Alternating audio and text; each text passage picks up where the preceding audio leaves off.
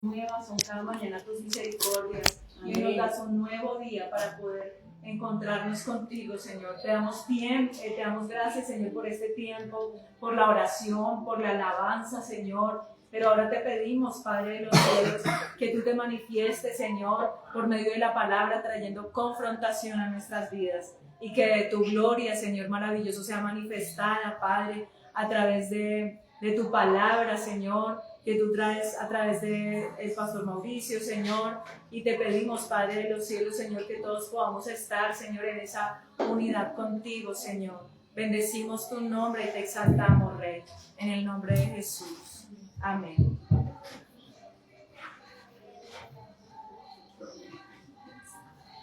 Se puede cerrar la puerta. Que se haga más adelante. Hágase más adelantico, por favor, sí.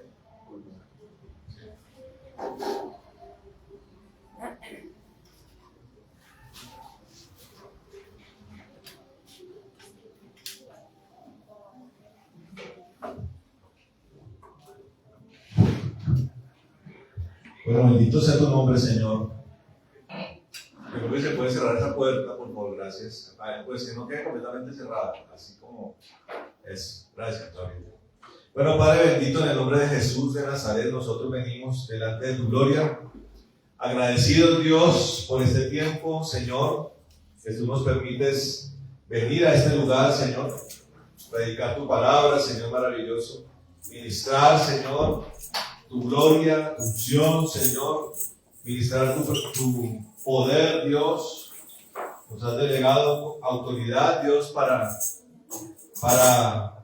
tocar los corazones, Dios, para tocar las mentes.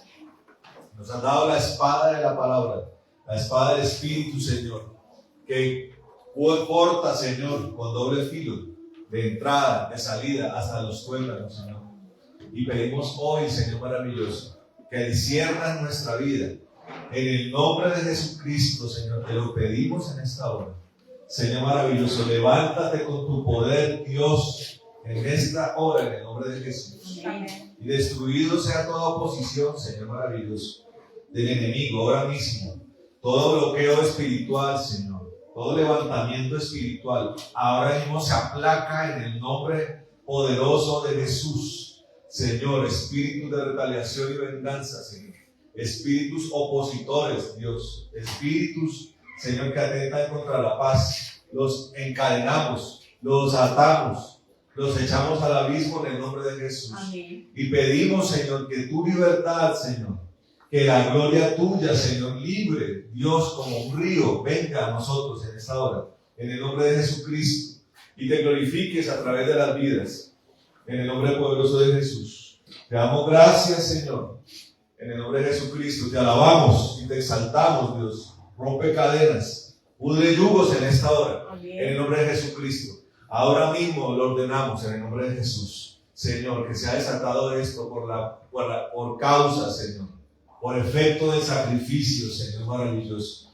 Amado Dios, en la cruz del Calvario. Allí, Señor, fue desatado el poder que está por encima de todo poder, Dios. El poder que está por encima de la creación misma del universo, Señor.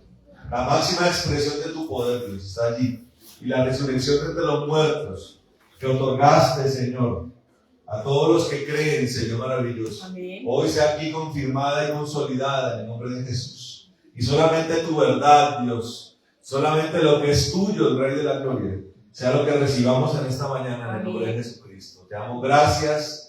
Nosotros reprendemos la falsedad, Dios, reprendemos el error, la confusión, y todo esto lo echamos al abismo en el nombre de Jesús, atado y encadenado en el nombre de Jesús, para la gloria tuya, Señor. Gracias. Amén y amén. Amén. Bueno, buenos días a todos. ¿Cómo están? ¿Bien? Bien. Bueno, ¿quieren palabra hoy o no? Amén. ¿Cómo la quieren? ¿Suavecita? ¿Cómo les gusta la palabra? Buena. Miren que yo quisiera que usted reflexionara allí en su vida, porque a veces, hermanos, nosotros nos ufanamos de ser humildes, ¿no? Somos el pueblo de Dios, somos humildes y tenemos amor. En la iglesia en la que yo nací, mucha gente se jactaba del amor, que qué iglesia tan amorosa, porque la gente pensaba que el amor son las formas, ¿no? Son las formas. Entonces, usted va, por ejemplo, a un almuerzo familiar. Aquí hay gente que va a un almuerzo familiar. ¿Sí o no? Y allá en el almuerzo familiar, hola tío, hola primis, hola hermanito, hola hermanita.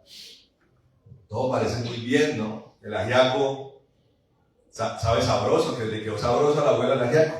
Pero cuando todos se dispersan, o una parte de los que fueron se van, generalmente esas reuniones sacan la realidad de los corazones. Como cuando mueren los sucesores. Cuando muere el papá que tiene plata. ¿Qué pasa ahí? Generalmente, ¿qué pasa? Pelea. ¿Sí? Pelea, ¿cierto? Y yo me quedo con esta casa.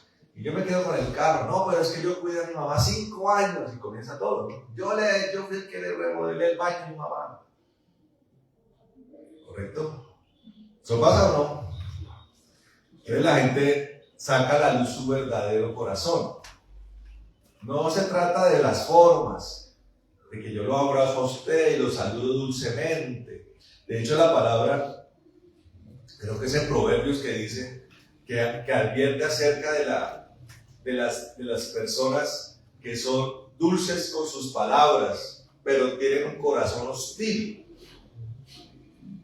Yo tuve que convivir con un pastor en Oraves, no el pastor general Pablito, que es un hombre de Dios de verdad, sino gente que sirvió en esa iglesia. Había un hombre que era así. Entonces, a usted lo llamaba y lo traía con patera, era un hombre de abrazo y hablaba pasito, hablaba suave. ¿Sí? Y una vez, yo ya estando de novio con Astrid, comprometido, él era como el pastor de Astrid en la iglesia, directamente que trataba con ella. Y me llamó allá, me invitó a un capuchino, un café, su oficina.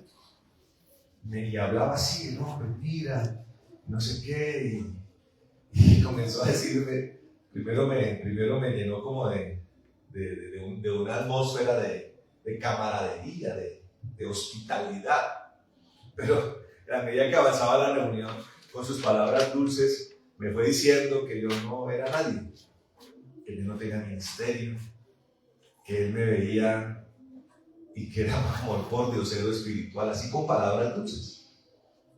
Mire que hay conversaciones que para una persona pueden significar la destrucción de su vida. Gracias a Dios había trabajado mucho en mi identidad, ¿sí? Y yo tenía un papá espiritual tremendo, un papá espiritual del que yo agradezco muchas cosas, un hombre de Dios de verdad. Y un pastor como Pablito que también trabajó mucho en la formación de uno. Entonces yo tenía muy clara la cosa, a pesar de lo que ese hombre dijera. Pero hay personas que caen en eso, hermano. Yo tengo una hija espiritual, hermano, que allá mismo en Oraves, alguien le dijo en una administración, le habló a ella de que su vida era su estómago. Eso es un pasaje de la palabra que dice, el apóstol Pablo lo dice. Su vientre, su estómago es su vida. Y eso la afectó de tal forma que nunca volvió a ser la misma después de eso. Eso le quedó retumbando en su mente, en su corazón. Y yo le hablé, yo oré por ella, le dije, no le ponga atención a eso. Le ponga atención a eso. ¿Yo por qué estoy hablando de estas cosas, hermano? Porque uno de los ataques más persistentes del enemigo es la identidad. La identidad. Yo le hago una pregunta a usted que lee la Biblia. ¿Qué fue lo que más le destruyó el enemigo a David el rey? Su identidad. A pesar de que David se reincorporó, le pidió perdón al Señor. Está el famoso Salmo 51, que es el salmo de arrepentimiento. No es un salmo de arrepentimiento cuando David conoció a Dios, sino un salmo de arrepentimiento cuando David cayó. ¿Se acuerdan? Pecó con Betsabé, conspiró para matar a un hombre, perdió el horizonte, David. Y ese salmo es el salmo para reincorporarse. Es un salmo profundo. Esa fue la oración, el clamor de David para que Dios lo aceptara otra vez. Pero David no volvió a ser el mismo, hermano. Y es una de las cosas que la persona que cae y se levanta tiene que aprender. Dios lo reincorpora, pero queda como una cicatriz. Como cuando yo hablo del adulterio. El adulterio es un pecado delante de los ojos de Dios que puede ser aún más grave que el homicidio, le digo. Y usted dirá, uy, pero ¿cómo así? Si el homicidio se trata de cegar la vida a alguien. Pero es que cuando uno se pone en los ojos de Dios, Dios ve el alcance del daño del pecado. ¿Está comprendiendo? Nosotros tenemos una concepción diferente a la de Dios. No tenemos los ojos de Dios y necesitamos aprender a ponernos los ojos de Dios para mirar el mundo espiritual en la forma que Dios la ve. Entonces el ver homicidio, claro, la vida de un hombre está cegada, es una calamidad, un desastre, una desgracia. Pero cuando mira el adulterio, la cantidad de cosas que genera en un número indeterminado de personas es impresionante, hermano. Yo vi una experiencia así en mi propia familia y la persona que cometió el adulterio decía, porque empezaban a pasar cosas, ¿no? Y nosotros somos supersticiosos. Eso debe ser porque rompí un espejo. Eso debe ser porque no me bañé con agua en Milton, no sé, uno.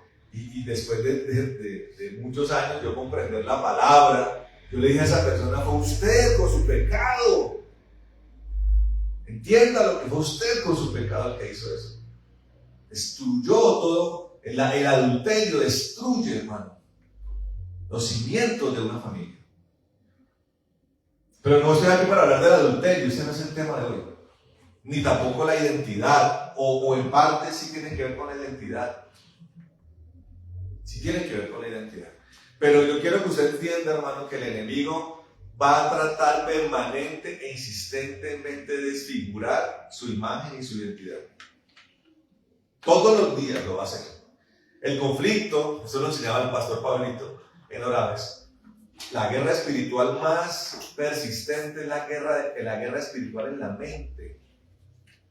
Hay personas, hay iglesias, hermano, que le enseñan a la gente guerra espiritual, pero una guerra espiritual abstracta. Hay iglesias, hay una mega iglesia, no sé si todavía lo hagan, donde la gente, el pastor dice, vamos a hacer guerra espiritual, entonces la gente se pone a mandar patadas y machetazos al aire. Esa no es la guerra espiritual. La guerra espiritual es eficaz y es un reflejo de la guerra convencional, ¿no? Hoy estamos viendo, por ejemplo, que la preocupación de los ejércitos es disminuir el número de bajas humanas. Por eso ahorita, ¿qué hacen los ejércitos? ¿Qué fabrican? Drones. Drones que botan bombas, drones que tienen ametralladora incorporada, drones francotiradores, ¿usted sabía? Y el dron va ahí en el aire, a una distancia inalcanzable, y detecta al oficial de la brigada, porque generalmente los francotiradores en la guerra le disparan ¿a quiénes? A los comandantes, a los oficiales. En la guerra de Vietnam, era una guerra de guerrillas, donde el enemigo podía estar escondido detrás de un árbol. Era prohibido que los soldados le hicieran la venia de saludo militar a los oficiales, porque desnudaban y sacaban a la luz quién era el capitán, quién era el teniente, y a eso les disparaban los francotiradores. La guerra espiritual más importante es la de la mente, ¿amén? Y yo quiero que entienda algo, hermano. Cuando eso es así, nosotros necesitamos periódicamente hacer un balance de cómo estamos en esa materia. Amén. Por eso en los colegios se evalúa, ¿cierto? Para mirar cómo está el estudiante. Vamos a evaluar cómo está el estudiante. Vamos a evaluar cómo está en sociales, cómo está en literatura, cómo está en el idioma extranjero, cómo está en biología. ¿Correcto? En la época de uno, si en alguna de esas áreas importantes uno flaqueaba, uno perdía el año. Tocaba repetirlo. Yo no sé cómo sea ahora. Yo no sé si ahora todos caminan juntos de la mano y pasan los años juntos. Hace poquito leí de una psicóloga que decía que no había mayor acto de crueldad infantil que poner a repetir un niño un año. Y eso es todo un debate, ¿no? Ay, yo estoy de acuerdo, yo no estoy de acuerdo. Pero lo que yo sí tengo claro, hermano, y sobre todo cuando hablamos de la salvación, de la vida espiritual, que es lo que nos concierne acá. Acá no nos concierne ni lo empresarial, ni lo laboral. Claro, uno con mucho gusto, una persona le dice, pastor, tengo dificultades en mi trabajo, yo puedo orar por la persona para que la persona pueda salir avante y todo el tropiezo que haya en ese lugar o en el trabajo, Dios lo libre. Pero el pastor no siempre va a orar por eso, usted tiene que crecer y eso tiene que convertirse en un asunto suyo. No pueden pasar 5 o 10 años y usted si me siga diciendo a mi pastor, es que si puede orar por mí, que es que tengo una oposición en el trabajo. Usted tiene que aprender a liberar esos baches de su vida. La palabra de Dios dice que cuando el niño es niño, pues necesita de papá, ¿cierto? Estos dos muchachos, ya casi, pues son muchachos, ¿de quién dependen todavía? De nosotros. Pero un día tendrán que salir al mundo, ¿cierto? A enfrentarlo, hermano.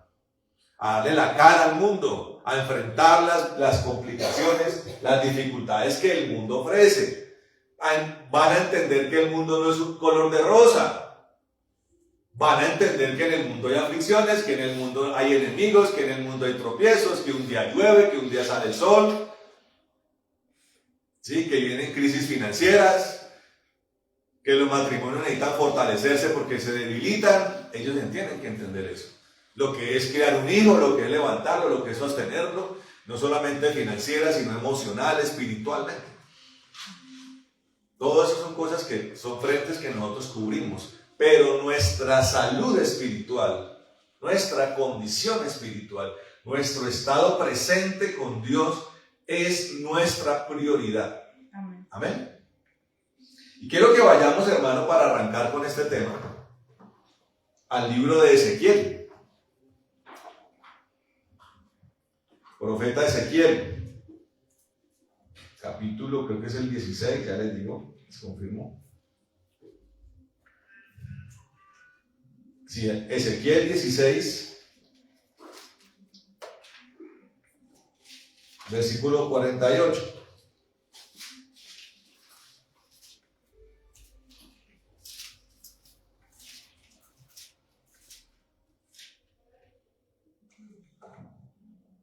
Digan amén cuando lo tengan.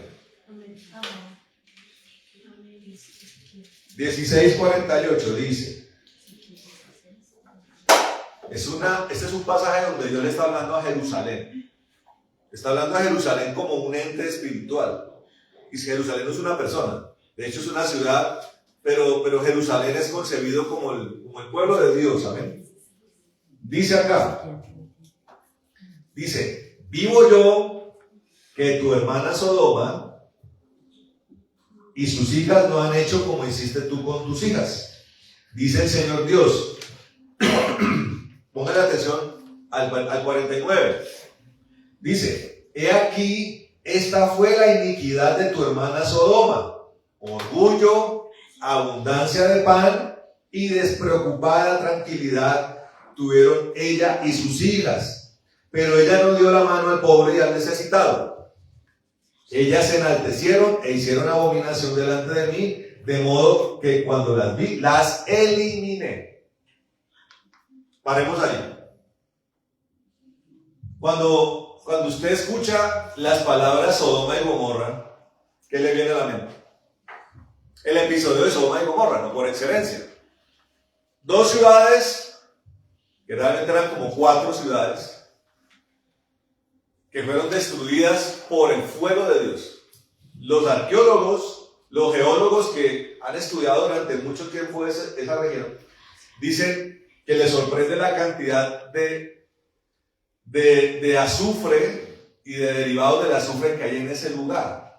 Ya han llegado a la conclusión de que evidentemente fue un lugar que fue destruido por un fuego muy poderoso.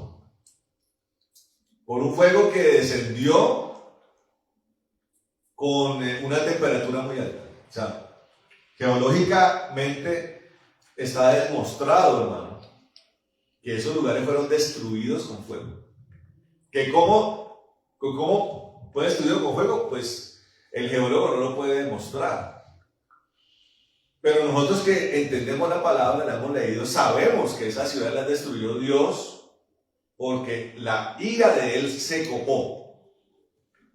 ¿Usted le ha dicho alguna vez a su hijo, me la copó? ¿Sí o no? Ahí se ríe, Heidi se ríe. Le han copado a Heidi muchas veces la copa, ¿cierto? Así. ¿Y qué hace? Generalmente, ¿qué hace el papá cuando la copa se rebosa? ¿Qué hace? ¿Qué hace Milena? Dale sus buenos lapazos. ¿Le ha colmado la copa? Sí, ¿cierto? Y eso que es un pelado juicioso. Pero con todo lo juicioso le ha colmado la copa. ¿Sí? Y ustedes seguramente en su momento, no sé si todavía lo hagan, le colmaron la copa a los papás. ¿Y qué merecieron? El castigo, hermano. Estamos hablando dentro del marco de la justicia, ¿no? Porque también está la injusticia de que a un papá se le colma la copa por cosas tontas. ¿Sí? Hay papás que son implacables, hermano. No estamos hablando de la justicia. Estamos hablando de una copa que se rebosa porque de verdad el pelado se portó mal. Fue desobediente, contestó mal, ¿sí? Es grosero, lo avergonzó a usted, fue rebelde, ¿sí? Esas cosas. Sodoma colmó la copa de Dios. Y cuando nosotros analizamos en qué punto la colmó, pues vemos la Sodoma por la que intercedió Abraham, ¿cierto? Abraham intercedió por Sodoma. Abraham le dijo al Señor, por Sodoma y Gomorra, Señor, pero mira que, ¿cómo vas a destruir la ciudad, Señor? Hagamos un trato, Señor. Si hay 50 justos en esas ciudades, no la destruyas. Dios dijo, es que no hay 50 justos. No hay. Si hubiera, no la destruiría, dijo Dios. Bueno, Señor, si son 40, no hay 40, mijo. La voy a destruir porque no hay 40. Si hay 30, no hay 30, le dijo el Señor. Si hay 20. Si hay 10, dijo Dios, no hay 10. Cuando el Señor le dice a Abraham que no hay 10, Abraham deja de interceder. Abraham dice, bueno, ya comprendí.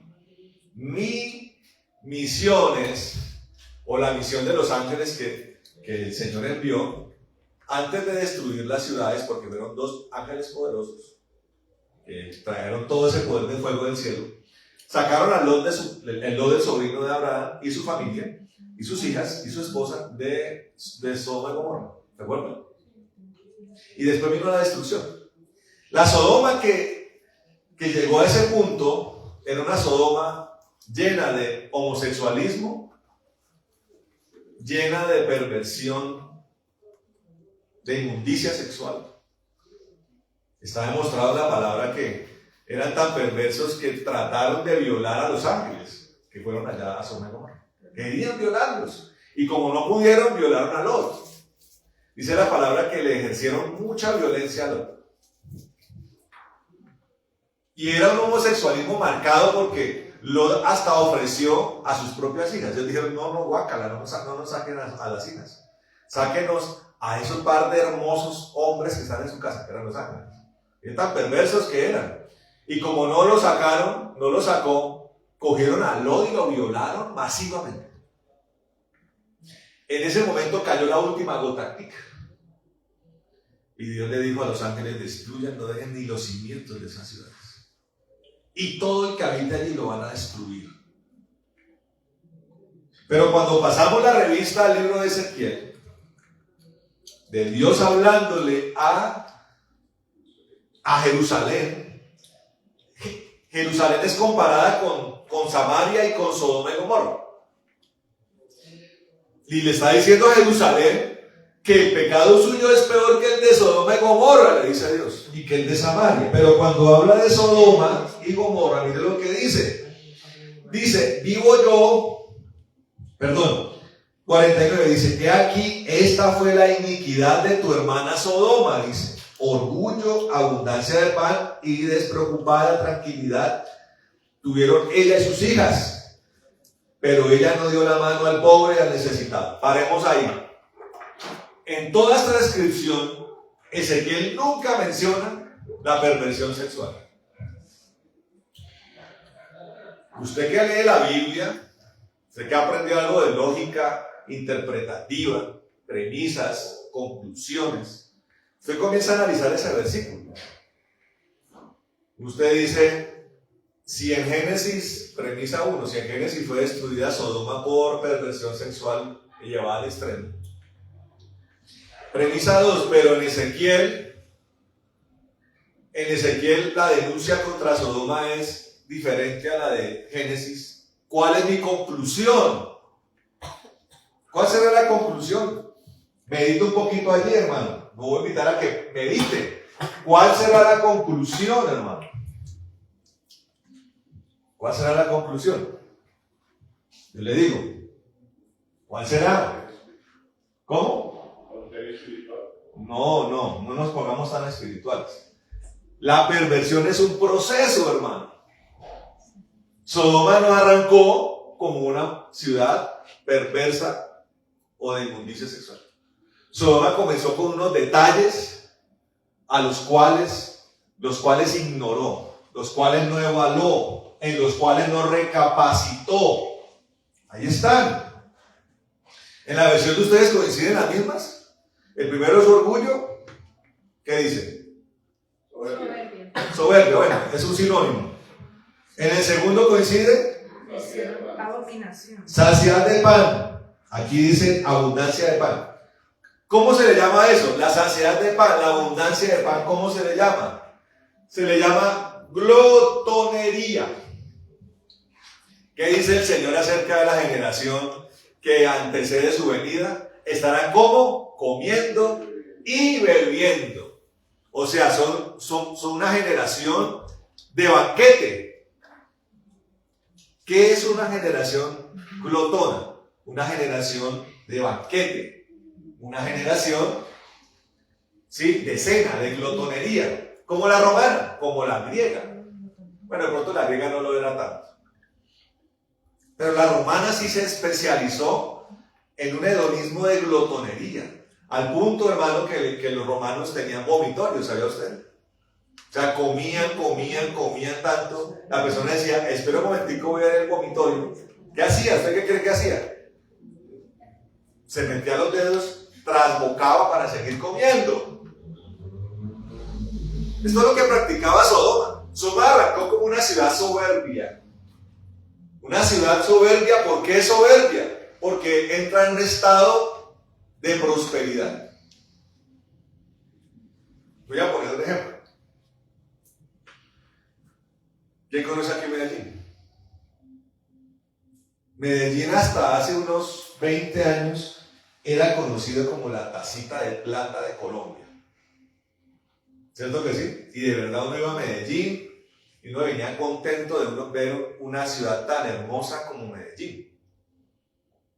Que uno decía, cuando lo comparaba con uno con Bogotá, decía, estamos atrasados en muchas cosas. Sentía uno como envidia. Pero la Medellín de hoy, ¿cómo es? Hay un deterioro en espiritual y moral en esa ciudad. Una ciudad que se convirtió en un prostíbulo a cielo abierto. Así de sencillo. Un grueso de las muchachas que nacen en las zonas metropolitanas de Medellín comienzan a tomar como sueño ese estilo de vida. Un estilo de vida o como persona famosa, o como novia de traqueto, o como mujer que se prostituye con extranjeros. Usted puede decir, pastor, usted que está diciendo, vaya ahí, haga un análisis. Eso es Medellín. Pero ¿cuál fue la falla de Medellín? Ahí no es Sodoma. Se ensoberbeció. El orgullo y la soberbia, hermano, es un error garrafal. Y pongo ejemplo Medellín, pero podemos poner muchos ejemplos. Y pongo ejemplo una ciudad porque estamos hablando de una ciudad. Para entender lo espiritual, Dios pone como ejemplo a Sodoma. Dice, estaba con orgullo Había glotonería, que también, o sea, había orgullo por la abundancia, ¿cierto? Por la prosperidad. Y glotonería, ¿se puede hablar de glotonería en escasez? ¿Se puede hablar de la glotonería de la viuda de Sarepto? La que se ríe, porque estaba a punto de morirse de hambre la pobre señora. Lo que se encontró Elías con una familia compuesta por 2 personas, seguramente los 2 que quedaban, que estaban a punto de morirse de hambre. No, la glotonería viene por la prosperidad. Amén. Viene por una comodidad. ¿Qué más hay allí? Dice, y despreocupada tranquilidad tuvieron ella y sus hijas. O sea, una ciudad relajada, acomodada, atornillada en su pereza, en su comodidad, en su propio beneficio. ¿Está entendiendo? Entonces, imagínense una persona orgullosa, porque mira alrededor, ha llegado a un punto óptimo, está llena de glotonería, nevera llena, banquete, ¿sí? Y además, por todo lo que ha hecho, está disfrutando de un espacio de comodidad. Yo lo invito a reflexionar en este tipo de frases que una persona sí puede decir. Es que me lo merezco. Pilas con eso. ¿Qué se merece usted? ¿Qué me merezco yo, hermano? Si se trata de merecer. Si usted fuera a Alemania a competir, si usted llega a Alemania, usted puede competir con un especialista de lo que usted hace acá en Colombia y en Alemania. Usted es psicóloga, ¿cierto? Usted, como psicóloga colombiana, ¿podría competir codo a codo con un psicólogo alemán? No. ¿Qué es Laurita? ¿Qué hace Laurita? Estimación de costos. ¿Y tu profesión es? Gobierno y relaciones. Si fueras como profesional a Alemania, por decirlo más excelente que hay en Europa, aunque ya está en decadencia, ¿puedes competir codo a codo con un alemán? No. No. Y Angelita es economista, y si se va para Alemania, ¿puede competir codo a codo con un alemán? No. No.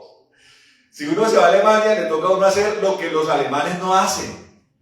Ah, es que tengo aquí un niño para que me lo cuide. Es que tengo un viejito para que me lo limpie. Eso es lo que usted tendría que hacer a un país como ese. Es la verdad, hermano.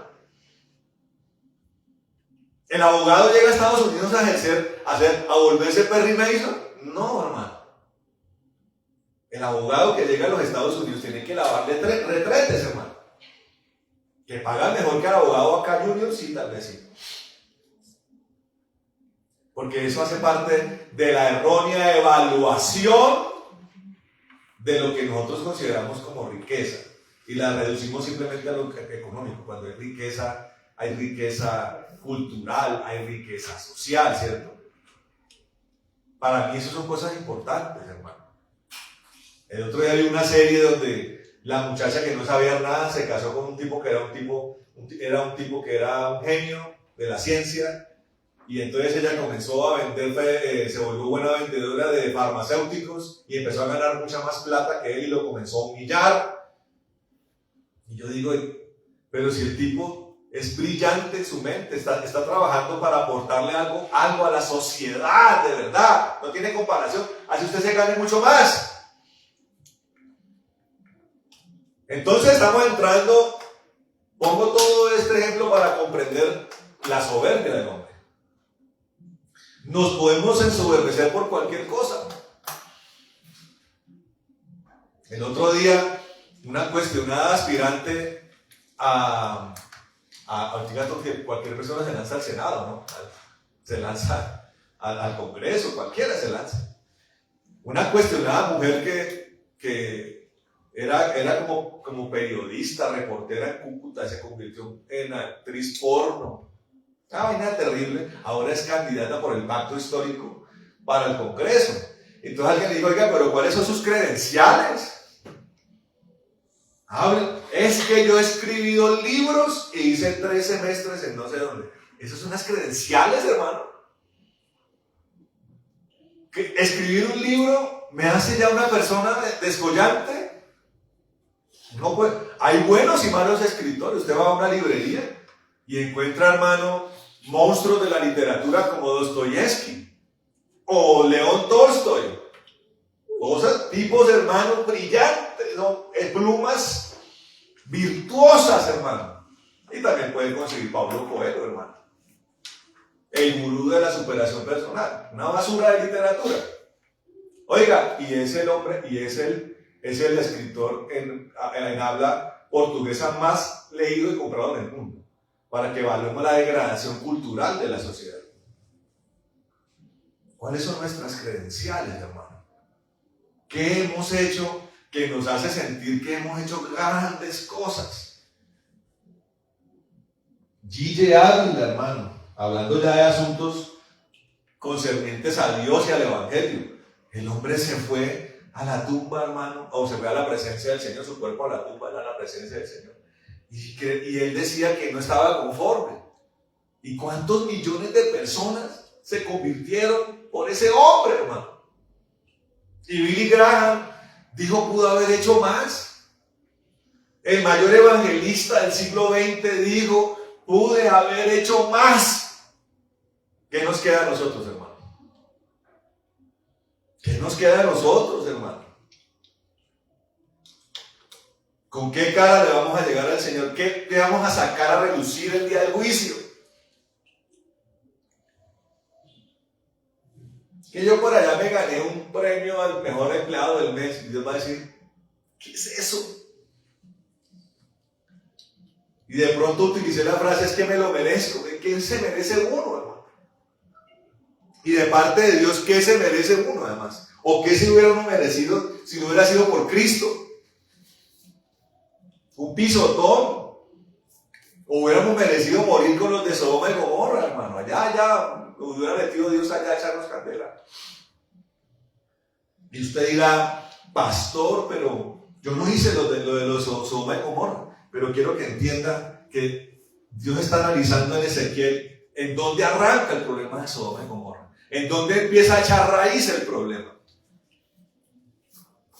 A partir de su soberbia, de su glotonería, de su comodidad, que llegó al punto, hermano, más grave de todo, en el mismo versículo 49, dice, pero ella, por estar así, soberbia, glotona, acomodada, no le dio la mano al pobre y al necesitado. Y escuche esto, porque nosotros venimos de una religión como la romana, la católica, que hace las parroquias, las diócesis, que son como las secciones en donde está delimitado el panorama de la feligresía católica, ¿cierto? Las diócesis trabajan mucho en la obra social, ¿cierto que sí? ¿Seguro? Orfanatos, colegios, institutos, bancos de ropa, bancos de... ¿Sí o no? Es la verdad. ¿Pero eso es lo que está hablando Dios? No, hermano. Yo le pregunto a usted, ¿cuántas veces multiplicó el pan el Señor en la Biblia? ¿Cuántas veces lo hizo? 2 veces en 3 años y medio. Claro, lo hizo porque tuvo un momento en el que se compadeció de eso. El contexto, el escenario, era un escenario de una administración. Fueron 2 administraciones largas que ocuparon días y la gente no estaba en su casa. La reserva que llevaron, o sea, la comidita en la lonchera se les acabó. El Señor todavía no los podía devolver a la casa y menos con hambre. Pero no fue el común denominador del Señor. Él no donde llegaba con bolsas de mercado. No, él no llegaba con ropa.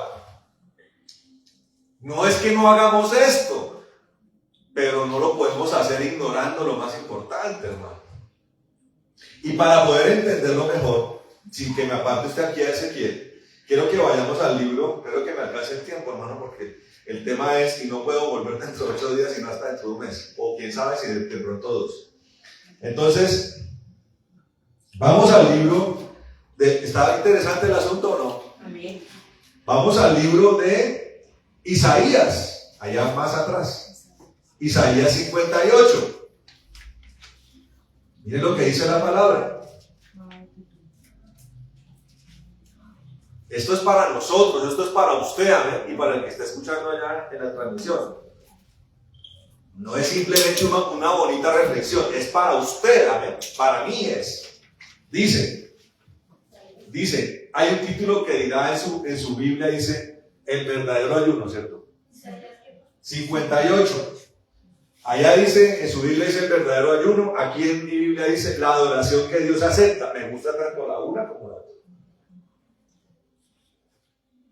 En el libro de Oseas, antes de arrancar a leer esta parte, el Señor dice en Oseas 6:6, lo mencioné el viernes, el Señor dice, estoy cansado de los holocaustos, estoy cansado del sacrificio de animales, estoy cansado de ver a los levitas llenos de sangre, estoy cansado de que el Israel no se arrepiente y se la pasa trayéndome animales para que los sacerdotes los sacrifiquen. No quiero más eso, dice, quiero misericordia, dice él.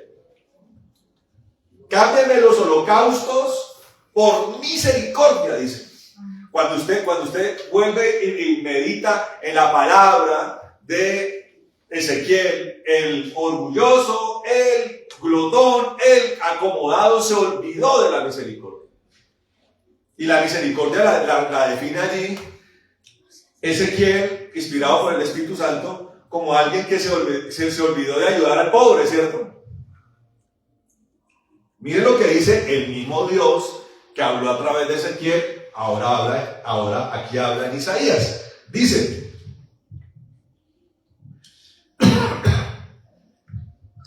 vamos a mirarlo más adelante, versículo 3, dice, ¿por qué ayunamos y no hiciste caso? ¿Por qué afligimos nuestras almas y no te diste por aludido? Está hablando de un pueblo que ayuna mucho o que se ejercita mucho en lo religioso y no encuentra respuesta de Dios. Cuando usted no encuentra respuesta de Dios es porque Dios le está aplicando a usted la ley del hielo. ¿Sabe qué es la ley del hielo? ¿Quién me la puede definir acá? ¿Qué es la ley del hielo, Sonia? Ignorar. ¿Y por qué viene eso? Como castigo. ¿Usted lo hizo alguna vez? ¿Y por qué era? Porque la ofendieron, ¿cierto? No, es que a veces la ley, si hay ley de hielo que es justificada y viene mucho de los papás. Hay una cosa que parece, es como un castigo a los hijos, donde el papá calla, no responde, no dice nada, calla porque hay una ofensa que viene de parte del hijo. La ley de Dios, al no responder, está aplicando una ley del hielo. No le responde a Israel porque está molesto con Israel. ¿Por qué? Mira lo que dice acá. Dice, he aquí que en el día de vuestro ayuno, al final del versículo 3 dice, he aquí que en el día de vuestro ayuno lográis vuestro deseo y explotáis a todos vuestros trabajadores. Está hablando de un pueblo injusto que está queriendo algo de Dios, que está ayunando mucho, muy religioso, pero está fallando en algo, está explotando a los trabajadores. Dice el versículo 4, he aquí que vuestros ayunos son ocasión de contiendas y de riñas para herir con el puño de la perversidad, dice. No podéis seguir ayunando como ahora, con el objeto de hacer oír vuestra voz en lo alto. ¿Es este el ayuno que yo escogí? Solo un día en que el hombre se aflija a sí mismo.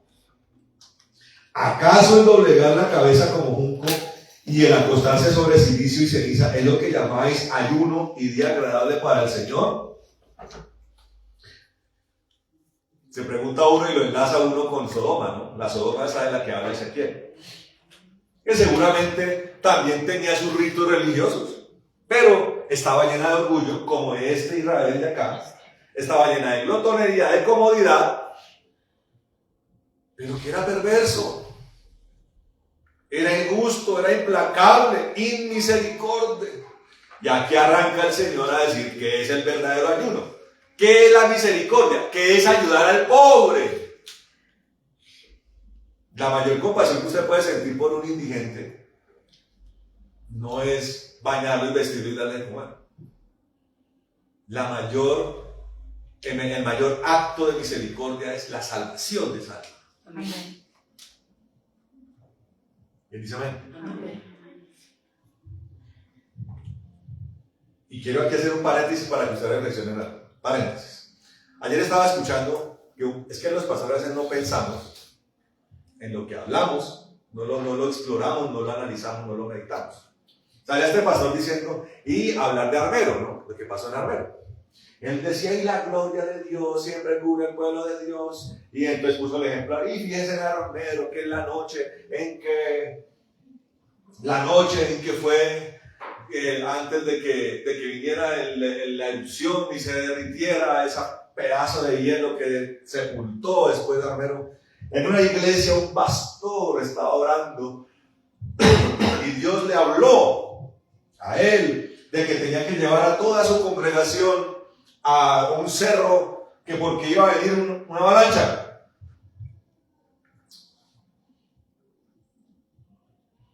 Entonces le dijo a la esposa, y la esposa le dijo, bueno, vamos allí, tráigame la moto para empezar a ir hermano por hermano para llevarlo al monte.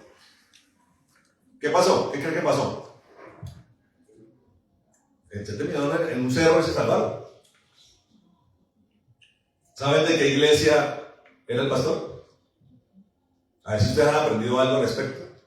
De la Iglesia Pentecostal Unida de Colombia. Entonces le pregunto al que conoce esto, ¿fue Dios el que le habló al pastor? Así, lo piensan, ¿no? ¿Fue Dios el que le habló al pastor? Mire, le voy a decir algo para que usted lo medite. Si para hacer perder su alma, el diablo lo va a llevar a un cerro para librarlo de una avalancha, lo va a hacer. Usted tiene que entender, hermano, que la función principal del diablo es hacer perder su alma en el infierno. Si para hacer perder su alma en el infierno los va a llevar a un cerro para que se salve de una avalancha, lo va a hacer. ¿Me está entendiendo o no? No fue Dios el que le habló a ese pastor. ¿Será por qué, pastor? Porque eso es una secta donde no está el Espíritu Santo. ¿Y por qué no está el Espíritu Santo ahí en esa iglesia? Pensará la gente. Porque predican una falsa doctrina de que Dios no es una Trinidad. De que no hay Padre ni hay Espíritu Santo. Y la palabra dice en boca de Juan el apóstol que el que niega al Padre es del anticristo, es el anticristo, dice. Se salvaron de una avalancha, pero sus almas se perdieron. La palabra de Dios dice: ¿de qué sirve ganar el mundo y perder el alma? ¿De qué sirve salvarme en un monte y perder? Pero ese pastor, ignorando de qué iglesia era, metió la pata. Tienen que mirar bien, estudiar, indagar, hermano. En ese mismo Armero cuenta una hermana, una intercesora de la Misión Carismática Internacional, que en la iglesia de ella, contrario a decirles que se fuera para un cerro, Dios los invitó esa noche a que se arrepintieran, hermano. El pastor dijo: no sé qué es lo que pasa, no sé si tiene que ver con lo que está pasando, pero pasen aquí al frente, hermanos. Vamos a pedirle perdón a Dios. Porque por nuestros pecados y el pastor los invitó a eso. Y le quiero decir algo, mientras yo estoy diciendo esto, siento el Espíritu Santo sobre mí. Amén. Vengan a rodillas, la gente lloraba en esa cuenta, hermano. Y algunas familias se salvaron, hermano. Esta hermana se salvó con su hermano y su hermana. Con su hermano, creo que era ella, el hermano, una hermana de ella y una sobrina. Y ella cuenta que en el momento del estruendo de la avalancha destruyendo el pueblo, ellos se subieron a la parte alta de la casa y clamaron para que Dios los guardara. Y cuando pasó la avalancha, ellos estaban en ese recinto de su último piso, era como un tercer piso, un segundo piso con una azotea, que ellos sintieron que vivieron. Pero cuando se asomaron, destrucción por un lado de la casa de ellos, destrucción por el otro, hermano. Y su casa intacta, hermano. Ese sí fue Dios, hermano. Amén. Amén. Porque Dios lo que quiere es que usted se arrepienta de sus pecados. Esté a cuentas con Él, hermano. Por eso usted no se puede acostar una noche sin hacer un devocional y pedirle perdón a Dios por lo que hizo en el día. Y le digo una cosa, porque estamos hablando del dividendo de Dios también. Hay que temer, hermano, Hemos estado viendo el viernes cómo el apóstol Pablo nos habla del ministerio de la reconciliación y dice, ejérzanlo por temor a Dios, dice. Yo le pregunto, ¿usted lo está ejerciendo, hermano? Yo les escribí a ustedes a comienzo de año. ¿Se acuerdan que les escribí? A través del grupo. Ustedes tienen una falencia. Y se han pasado los años y ustedes están llegando solos a esta iglesia. Y ese no es el ADN de sus pastores, ese no fue nuestro ADN. No es nuestro ADN. No, como pasan los años y los años y los años, usted llega solo a la iglesia. Están predicando el evangelio en su trabajo.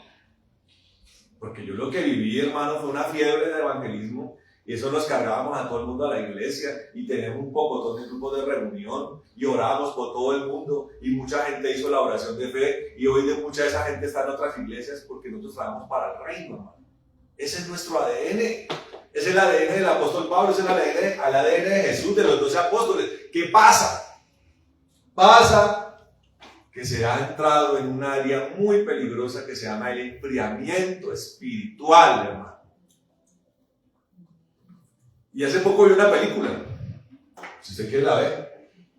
No trata de nada cristiano, pero hay una parte en la que me pongo a meditar. Porque la película trata de un hombre bastardo, la palabra llama el bastardo. Un hombre que era hijo de un noble, pero por ser bastardo lo desconocieron. Y había un terreno, hay unos terrenos en esa época que eran terrenos infértiles en Dinamarca, que nadie quería habitar porque no salía nada. Y él dijo, yo voy a hacer que ese terreno prospere.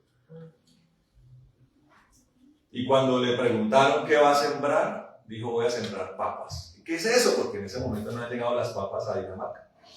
Es un tubérculo que es base alimentaria de muchos lugares. Usted sabía que la base alimentaria de Irlanda en el siglo XIX era la papa.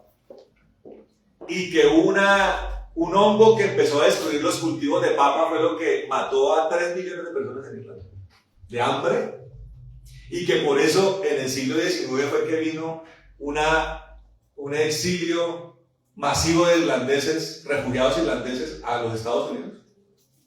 Ciudades que fundaron ciudades como Boston, ¿sabían ustedes?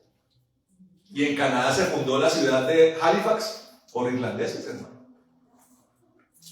Huyendo de la hambruna, porque si la base alimentaria se fragmenta, usted empieza a morirse de hambre, hermano. Es como si a los chinos les quitaran el arroz, hermano. La base de la comida oriental es el arroz.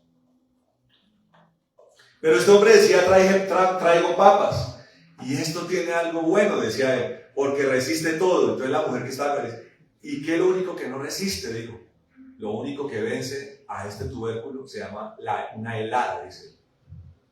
¿Qué es una helada? Un descenso repentino de la temperatura que destruye el terreno. Por eso aquí en la sabana de Bogotá, si hay algo a lo que le temen los agricultores, a una helada, que generalmente es repentina e inesperada. La palabra de Dios dice, volviendo al tema de los que se casan, de los que beben y comen y están tranquilos, dice la palabra que cuando digan paz y seguridad, vendrá la ira repentina.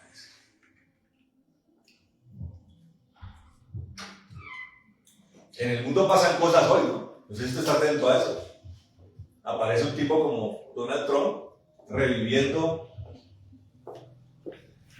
ideales imperialistas. El hombre quiere adueñarse de Groenlandia. El hombre tiene metido en la cabeza que todo Norteamérica sea Estados Unidos. Ya se metió en Venezuela. Esas son cosas, ánimos imperialistas. Y se citan las potencias del mundo en Davos, Suiza, y comienzan a cuestionar a la ONU, porque realmente, seamos sinceros, la ONU ha servido para muy poco,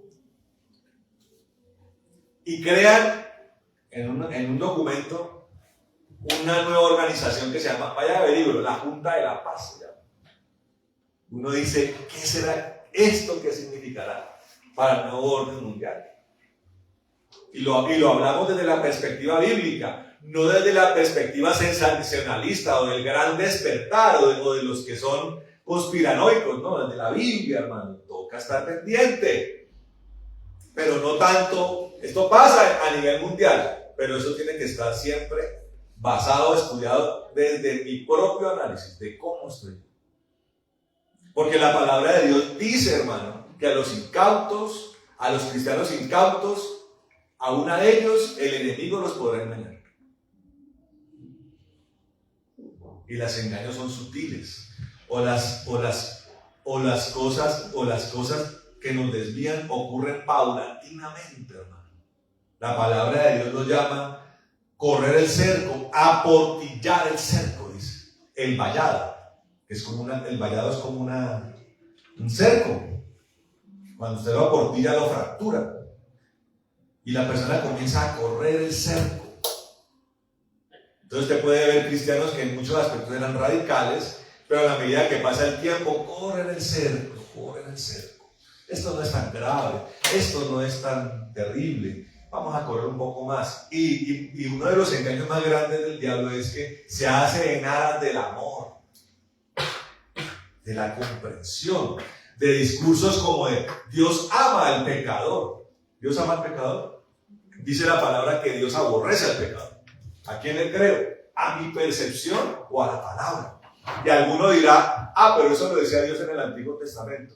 Dice la palabra en el libro de Malaquías que Dios no cambia. Dios es el mismo ayer, hoy y por los siglos. Dios aborrece al pecador.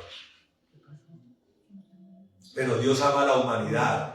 Por eso nos dio a su Hijo, para que el pecador pase de un estado de enemistad con Dios, por eso el ministerio de la reconciliación, a un estado de amistad con Dios. Amén. Que es la necesidad prioritaria. El pobre, para Dios es el pobre espiritual. Esa es su prioridad. Cuando el Señor dice, vine a salvar las ovejas perdidas de la casa de Israel, está hablando de vine a salvar al que tiene el alma perdida, dice el Señor. Ese es el trabajo de Dios. Ese debería ser nuestro trabajo. Y por eso es un interrogante. ¿Lo estamos haciendo? Y si lo estamos haciendo bien. ¿Es notorio? ¿Es eficaz? ¿Transpira usted eso? Digo, ahí de pronto usted está viviendo en su vida un episodio de una helada repentina. Esto es para la gente que lleva tiempo acá, ¿no? Ustedes que los veo por primera vez, no es para ustedes, ¿correcto? ¿Ustedes habían ido a alguna iglesia cristiana antes? ¿A dónde? Entonces será que también es para ustedes. Bueno, ya en su corazón sabrán. Pero esa fue la palabra que Dios me dio a mí hoy. Puede estar experimentando una helada espiritual. Y resulta que en la película, volviendo a la película, el tipo está acostado allá con su mujer y comienza a sentir que cada respiración de él se convierte como en vapor, como cuando la temperatura se baja repentinamente. Y él se entiende lo que está pasando y sale a tratar de hacer lo posible por rescatar lo que ya había sembrado. Su celeridad para ir al cultivo fue lo que salvó la cosecha. Quiero que miremos algo, hermano, en el libro de Apocalipsis. En el libro de Apocalipsis, escuche esto. Apocalipsis capítulo 2. Arranca con un título que dice ¿cómo? Mensaje para la iglesia en Éfeso. Apocalipsis 2. La iglesia de Éfeso. Mire lo que puede ser el engaño, ¿no? La percepción del hombre comparado con la de Dios. Dice, escribe al ángel de la iglesia de Éfeso, el que tiene las 7 estrellas en su mano derecha, el que camina en medio de los 7 candeleros de oro, dice estas cosas. Yo conozco tus obras, tu arduo trabajo y tu perseverancia, que no puedes soportar a los malos, que has puesto a prueba a los que dicen ser apóstoles y no lo son, y que los has hallado mentirosos. Además, sé que tienes perseverancia, que has sufrido por causa de mi nombre y que no has desfallecido. Cuando usted lee esta descripción, ¿qué piensa usted de esta iglesia? Está bien. Está bien, ¿cierto? Si usted tuviera que escoger una iglesia y usted pasa y dice, vamos a mirar las candidatas para ver si me congrego aquí, usted mira estas características. ¿Y usted qué dice? Me gusta. Claro, perseverante, sufriente, tiene discernimiento espiritual respecto a quién es apóstol y no, trabaja harto. Usted dice, esa es la que me gusta. Por eso es que la Biblia hay que estudiarla en sus contextos y toda. Pero tiene un pero. Lo que pasa es que Dios es tan bello que siempre destaca primero la virtud. ¿Correcto? Un verdadero hombre de Dios replica esto, le habla de su virtud para dirigirse a su error. Y mire lo que le dice en el versículo 4, dice, sin embargo, tengo contra ti que has dejado tu primer amor. Y es su primer amor. ¿Quién se ha enamorado acá? ¿Ustedes son esposos? Perdón, les pregunto. ¿Ustedes son esposos? ¿Y cuando se conocieron, estaban enamorados o no? Se enamoraron, ¿cierto? Los dos, yo creo que los dos, ¿cierto? Bueno, ¿y usted también estaba enamorado de ella cuando la conoció? ¿Estaba enamorado? Claro, es lo normal del enamoramiento. Pero la vida está llena de cosas que tratan como de apagarse. La relación de pareja está llena de eso. Entonces, a veces ven las parejas que en el noviazgo eran rosas, flores, serenata, palabras dulces, cartas. Y llega el matrimonio y todo comienza como a enfriarse. Ya bajo este viejo ahí, que no lo llegan a ese punto, ¿no?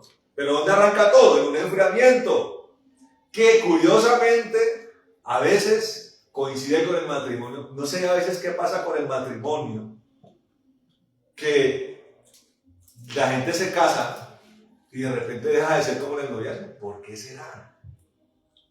¿Pasa, Laura? Pasa, ¿cierto? Pasa. Es algo, digo normal no en el buen sentido, sino que no debería ser así. No debería ser así.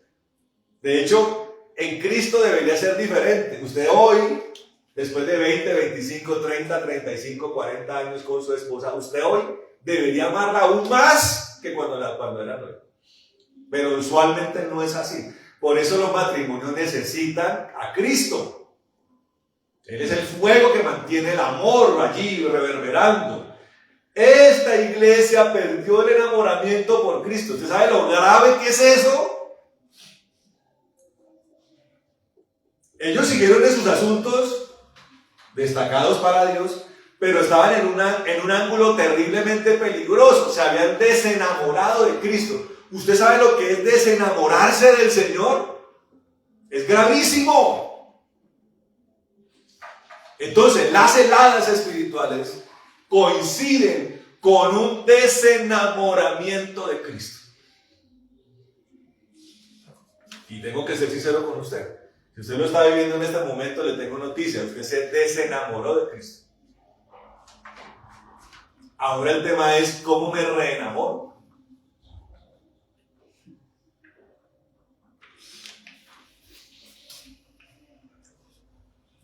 Dice acá el Señor.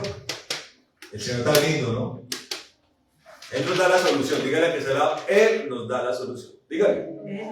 Dice, recuerda por tanto de dónde has caído y arrepiéntete, dice. ¿De dónde cayó uno? Pues de ese furor por Cristo. No compartir el Evangelio, no hacer discípulos, no ser prolífico, y coincide con un desenamoramiento de Cristo.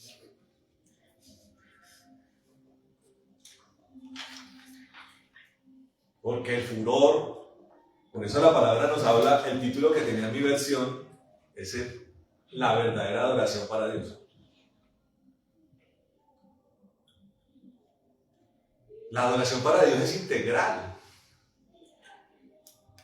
La adoración para Dios es un hombre, una mujer de oración, un hombre, una mujer de alabanza, de adoración, y un hombre que no calla el Evangelio, hermano. Amén. Un hombre que se vuelve insistente en su compasión por el perdido. Si eso no está, la persona está allí en un momento crítico. Pero lo primero que hay que entender, para eso hay que despojarnos de arrogancia y orgullo y tomar la herramienta de la humildad, es reconocer de dónde hemos caído y arrepentirnos. Señor, tienes razón. Estoy explorando mis primeros años en Cristo, contigo, y era furor, adoración. No me cansaba de llevar gente a la iglesia, le predicaba hasta de la tienda, hasta a todo el mundo, y llevé a ese. Ahora no tengo eso, Señor. Tengo que ser sincero. Me arrepiento, Señor, de dónde he caído. Oiga esto. Y haz las primeras obras, esas, el furor por Cristo. Amén. El amor por las almas, hermano. Amén. ¿Dónde está? Hay que empezar a hacerlas. Miren esto, porque tiene una advertencia. De lo contrario, yo vendré pronto a ti. No dice, yo vendré en un prolongado tiempo. No dice, yo vendré pronto a ti y quitaré tu candelero de su lugar si no te arrepientes. O sea, no es simplemente llegar y decir esta noche, Señor, ¿de dónde he caído? Sino que hacia dónde tengo que ir. Amén. ¿Qué tengo que empezar a hacer? Mire, el engaño. Voy a hacer aquí otro paréntesis. El engaño, ¿a dónde puede llevar a la persona? A decir, es que me han enseñado, no sé dónde, aquí no fue, que lo importante es el testimonio, pastor. No es tanto hablar, sino el testimonio. ¿Alguien se le ha metido eso en la cabeza? Sinceramente. ¿Le ha pasado eso? De que usted se le mete en la cabeza que lo importante es el testimonio. ¿Y cuál es el testimonio? ¿Cuál es la concepción que tengo yo del testimonio? Entonces, aquí quieren trabajar en empresas. Yo trabajo en empresa, tiene que cumplir horario también. Marca tarjeta, ¿cierto? ¿Quién se convierte porque sea uno el primero en llegar al trabajo? ¿Quién se convierte porque no diga uno groserías? ¿Quién se convierte porque sea uno el de un trabajo excelente? ¿Alguien se convierte por eso? ¿Por qué no? ¿Por qué se nos mete eso en la cabeza? De que ser buenos ciudadanos va a hacer que la gente venga al evangelio. Es una mentira. Claro, eso es algo que a usted le corresponde hacer, porque sería hipócrita ser usted un promulgador del evangelio y una persona que no hace bien su trabajo, que es un mal compañero. No, eso hay que hacerlo. Pero la gente no se convierte por eso. La gente se convierte cuando ve el fuego de Cristo y el furor de Cristo en usted. Amén. La gente se convierte cuando ve a una persona enamorada de Jesús. Dice la persona, yo quiero eso. Por eso la gente se acercaba a los apóstoles. Se acercaba a Pablo, yo quiero lo que usted tiene. Casi que no tocaba ni predicar porque era notorio. Yo quiero eso. ¿Qué tengo que hacer? Le dijo el carcelero a Pablo, ¿qué tengo que hacer para ser salvo? Le dijo el eunuco a Felipe, ¿Dónde me puedo bautizar? Bautíceme, le decía.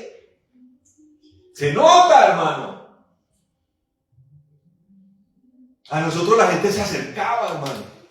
No sé qué es lo que usted tiene, no sé qué es lo que pasa, ¿puede orar por mí? Ese es el fuego en el que a mí me gusta andar. Y le digo una cosa, yo no he sido infalible, me pasó alguna vez eso. Un día el pastor me dijo, yo tratando de terminar esa universidad, le bajé a la oración, le bajé a mi furor, me llené de estrés, de ansiedad por terminar mi carrera que se había prolongado y me enfrié, hermano. Yo también pasé por eso. Exactamente hace como 17 años.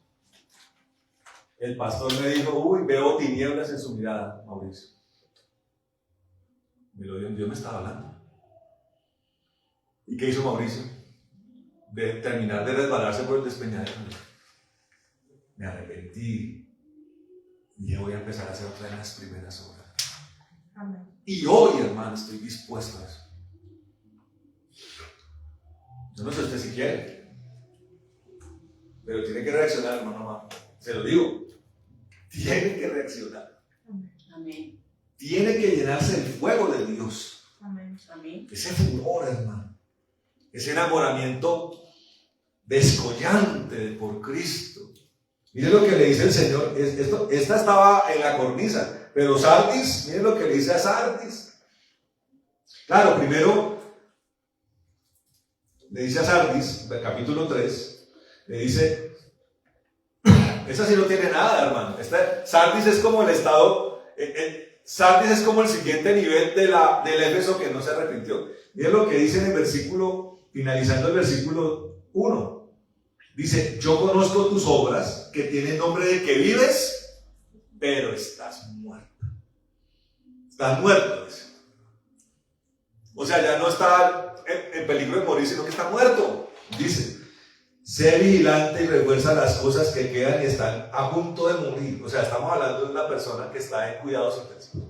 El de Éfeso está empezando a tener un síntoma de enfermedad grave.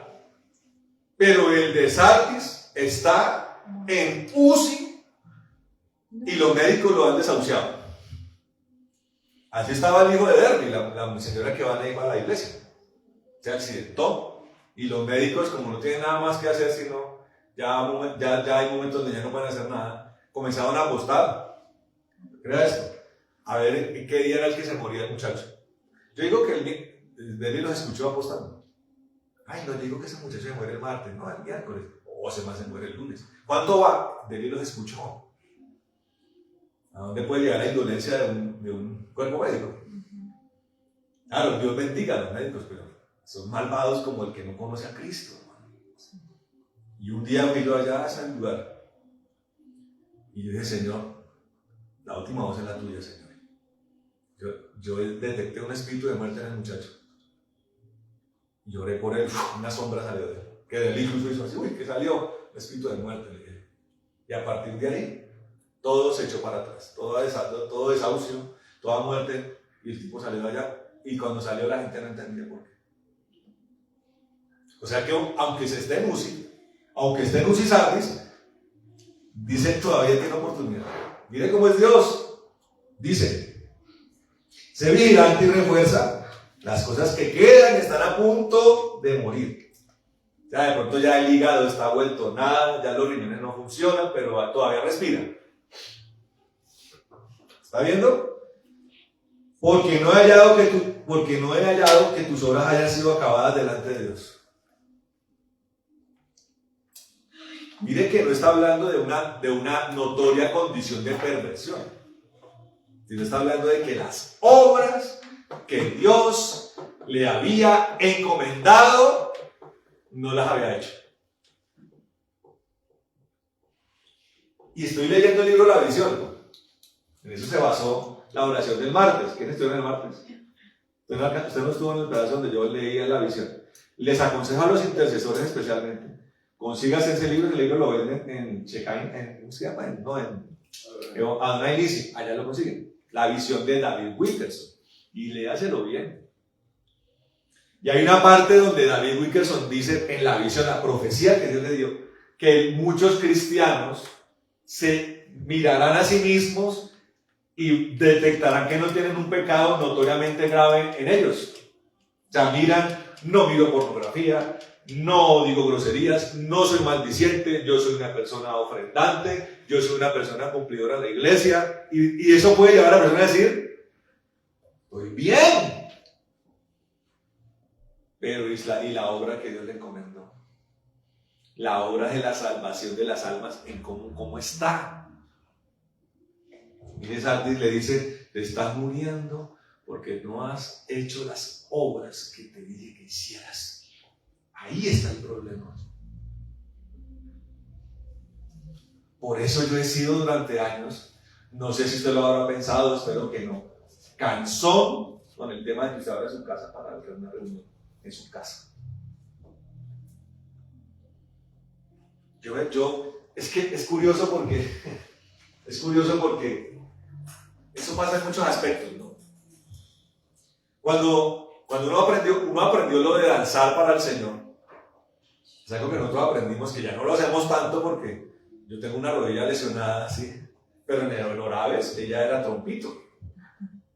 ¿Y por qué era trompito? Porque ella era consciente de que fue trompito en el mundo, para el diablo. ¿Cómo no va a ser un trompito para Dios? Eso fue también lo que yo aprendí.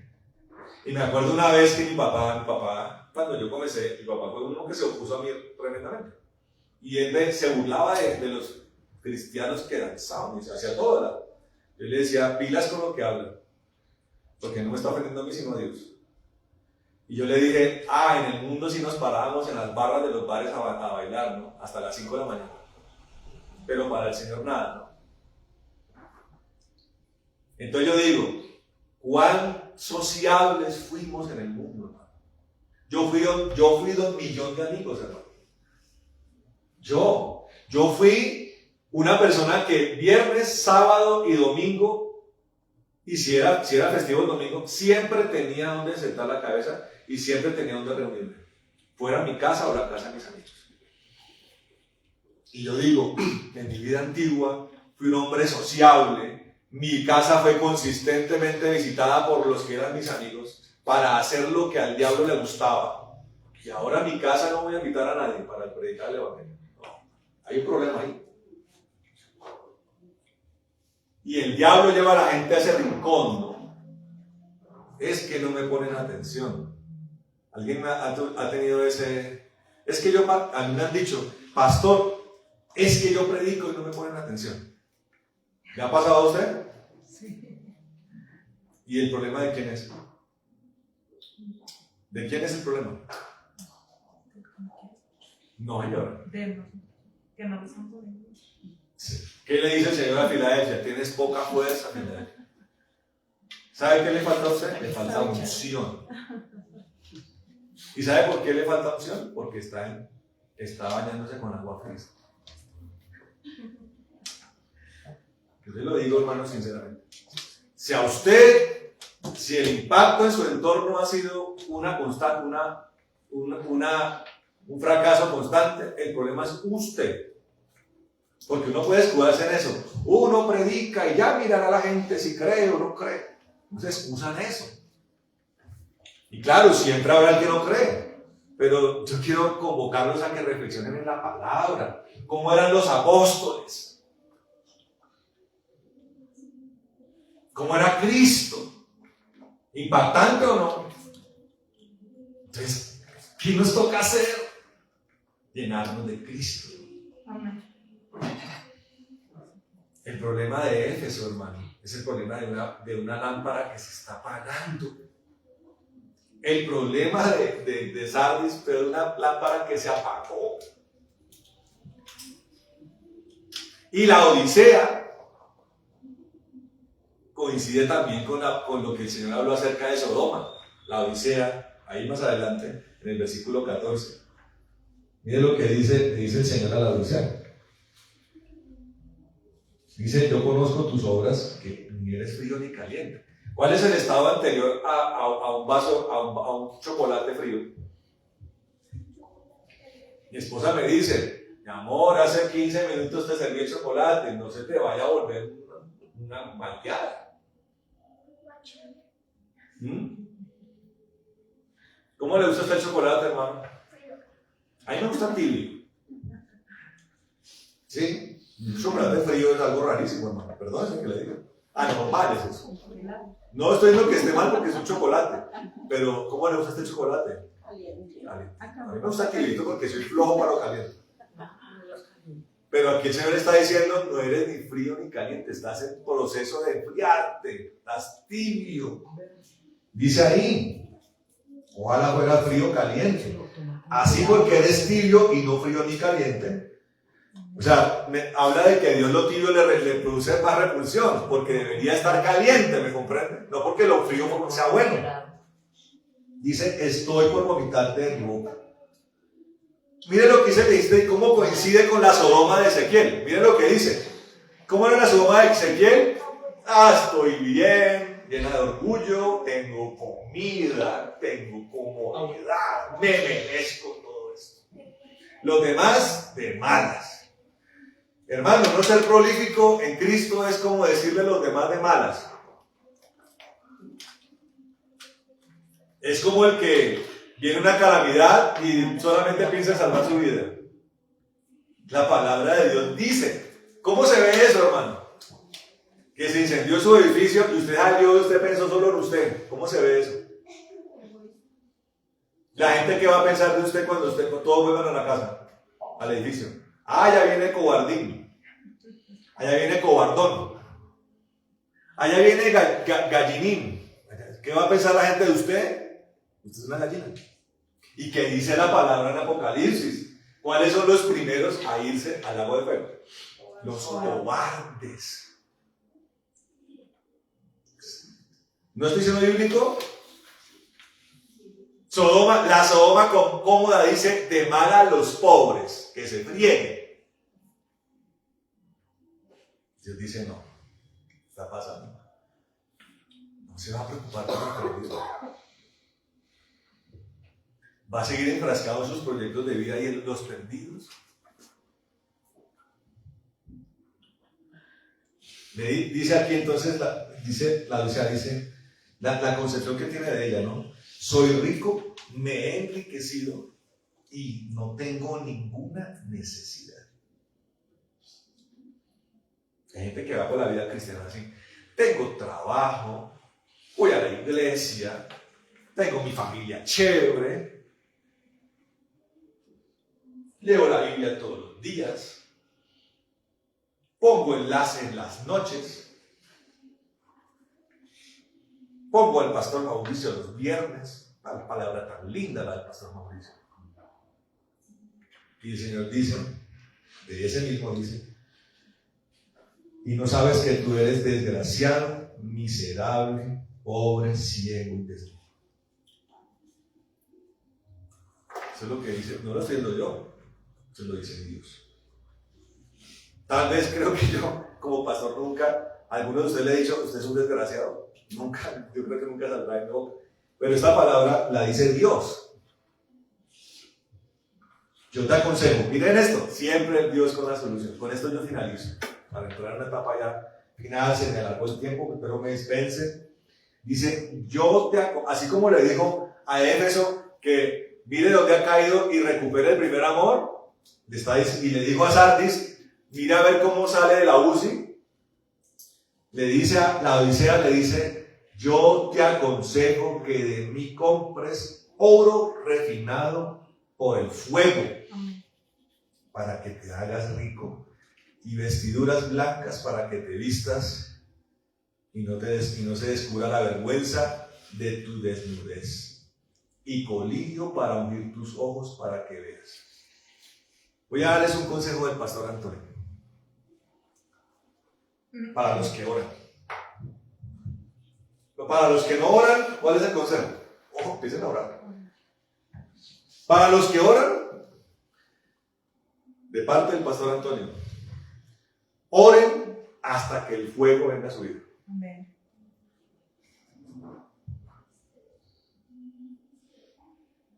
Dígale que está al lado, hermano, ore hasta que el fuego venga. No simplemente ore. Porque hay gente que ora, pero cumple con el itinerario. Ya cumplí 1 hora de oración. Me voy para mi cama.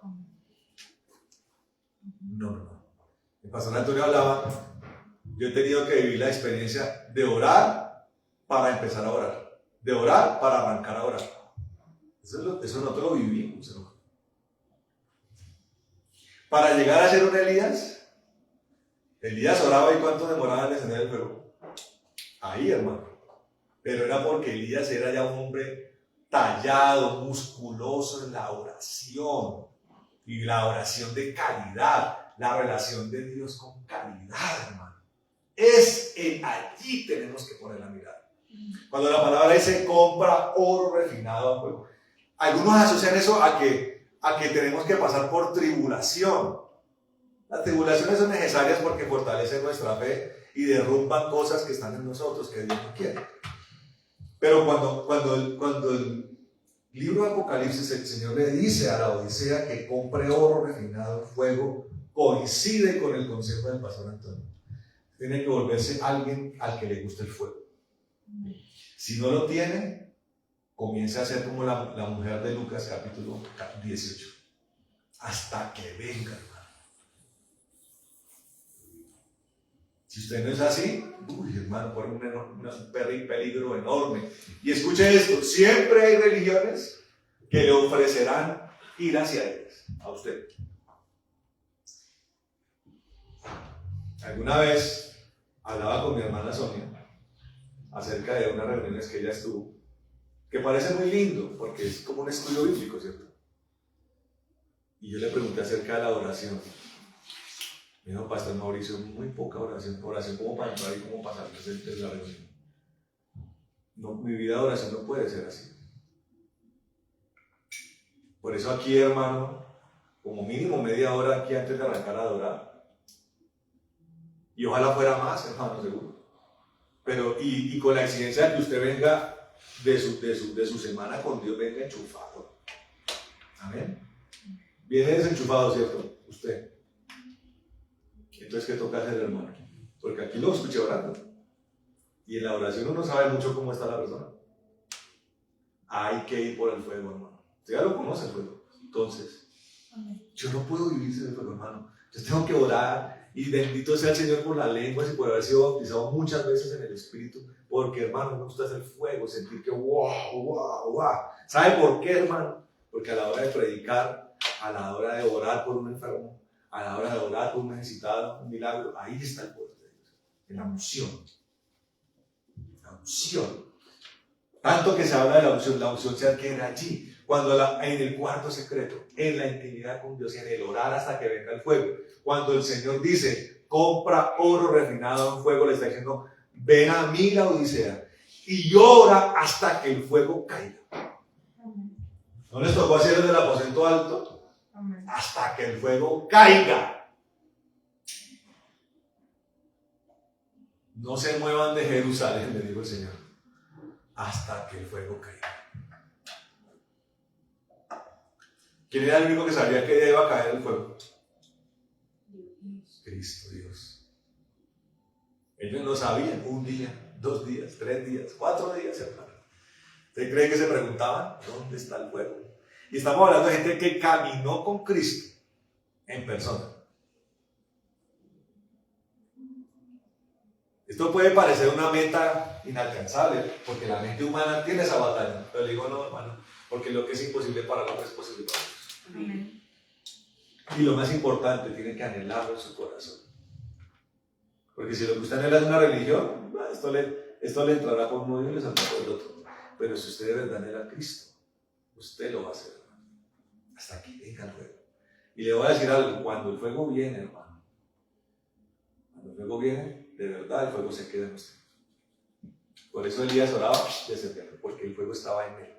Por eso el Señor dice, de su interior brotarán ríos de agua. Amén. Yo necesito ver en ustedes una fertilidad, hermano espiritual. Y repito, abran sus casas, dispónganse, hermano. Le aseguro que usted le puede tomar dobladillo a su vida. Yo alguna vez le decía, creo que era con Laurita que lo hablábamos. ¿Recuerda, Laurita? ¿Cuánto gasta uno en entretenimiento, hermano? En esparcimiento. Esas horitas que uno dice, ay, es que me merezco una ida al cine. Esas horitas que uno dice, ay, es que tengo que llevar a mis niños al parque de diversiones. Yo le invito a que usted comience a recortar, a meterle dobladillo a su vida. Y en ese espacio, conságrelo para Dios. Abra su casa. Pastor, pero abra su casa, hermano. Y si usted anhela el fuego, los discípulos van a llegar. No va a tener que hacer mucho esfuerzo. Si el fuego está en usted, no va a tener que hacer mucho esfuerzo. Se lo digo. Porque el diablo nos ha tratado de vender una imagen errónea de las cosas. Y nos hemos comido ese cuento. Yo me resisto a eso y usted tiene que resistirse a eso. Vamos a orar, hermano, póngase de pie. Vamos a orar. Yo creo que aquí, hermano, va a ser muy importante que usted doble la rodilla y pique aquí para el Señor. Vamos a pedirle perdón al Señor. Amén. Empiece a hablarle al Señor. Yo pienso que debería como arrodillarse. Si puede hacerlo, no hay gente que no pueda arrodillarse. Si usted puede doblar la rodilla, empiece a pedirle perdón. Porque esto es para nosotros. ¿Amén? Bueno, Señor bendito, en el nombre de Jesús de Nazaret. Estamos aquí delante de tu presencia, este pueblo, Padre, que como lo dice tu palabra, Señor, como le hablabas a las iglesias, tiene un pueblo de muchas virtudes, Señor. Un pueblo perseverante, un pueblo que ama la verdad, Señor. Un pueblo que ama la sana doctrina. Un pueblo con talentos. Un pueblo con dones, Señor. Con discernimiento, Señor. Un pueblo, Señor, que en el transcurrir de los años ha decidido, Señor maravilloso, seguirte, Dios. Pero a veces pasa, Señor, como en los matrimonios, como en las relaciones, que las cosas se pueden enfriar, Señor. Y cómo le gusta al enemigo, Señor, que nos quedemos en ese estado, Señor. Pero en esta hora, en el nombre de Jesús, nosotros nos resistimos a esto, en el nombre de Jesús. Te pedimos perdón, Señor. Te pedimos perdón, Señor, por haberte fallado, Señor. Ese no es nuestro sabor, Rey. Ese no es nuestro ADN. Perdón por nuestra obstinación, Señor. Te pedimos perdón, Señor maravilloso, por nuestro egoísmo, Señor. La vida ha venido, Señor, y hemos entrado en etapas nuevas de la vida que han absorbido toda nuestra energía, Señor, todo nuestro enfoque. Y hoy te pedimos perdón, Señor. Y, Señor, nos levantamos como lo hizo Caleb, Señor. Tenía 85 años Caleb. Y dijo, Señor, dame Hebrón. Quiero Hebrón para conquistarlo. Y no era cualquier lugar, Señor, era el monte de los gigantes, Señor. Era el monte de los hijos de Anac. Y él tomó ese lugar, Señor. Y fue un lugar privilegiado, Señor, porque en la cabecera, en el borde de la montaña, habían aguas. Y en la cima de la montaña habían nacederos de agua, Señor. La mejor tierra la recibió Caleb, Señor, la mejor tierra de todas. Y la hija de Caleb la heredó, la esposa de Otoniel la heredó, Señor. Otoniel, que fue juez de Israel, lo heredó. Señor, hoy te decimos, Dios, tenemos delante de nosotros un monte que conquistar. Señor, te pedimos perdón si nos hemos dormido. Te pedimos perdón si nos hemos enfriado, Señor de la gloria.